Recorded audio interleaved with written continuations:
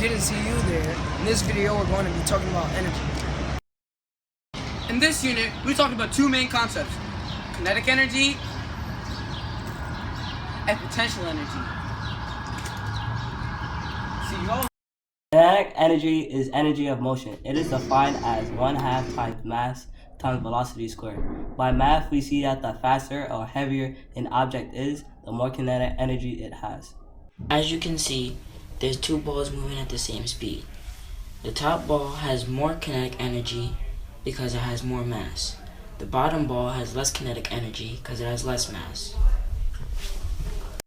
Gravitational potential energy can be thought of as the energy an object has as it is raised to a higher height against Earth's gravity, pulling it down. The formula for gravitational potential energy is m times g times h, where m is the mass of the object, g is the acceleration due to gravity, and h is the height of the object. Two ways to change potential energy: one, to either change the object's height, or two, its mass. The thing about energy is that it can never be destroyed or created. It can only be transferred. This is called conservation of energy. We have a ball with a mass of 10 kilograms that is being dropped from 10 meters high. G is the acceleration due to gravity, which is 9.8. We can find the velocity at the bottom by using the law of conservation of energy. Potential energy equals mass times G times height. Kinetic energy equals 1/2 mass times velocity squared. At the top, the ball is not moving, so it does not have any kinetic energy in it. Only has gravitational potential energy. At the bottom, the ball has reached the ground and does not have any potential energy. It only has kinetic energy. When the energies equal to each other and simplify using algebra, we can plug in the values and find a velocity of 14 meters per second.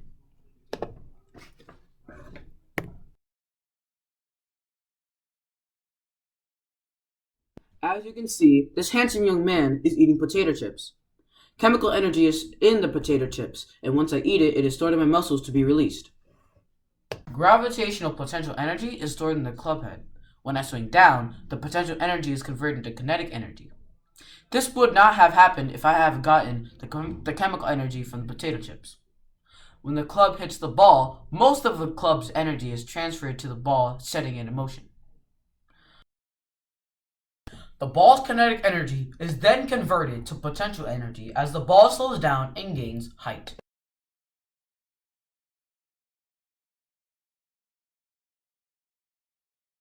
Good. Although energy is always conserved in every system, some energy is dissipated or lost. Boing. Boing. And the ball on the left, no energy is lost, and the ball bounces back to the same height every time.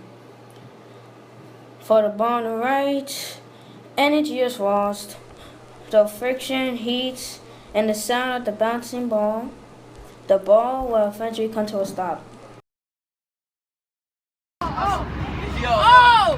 This concludes our video for energy. Stay tuned for more cool physics.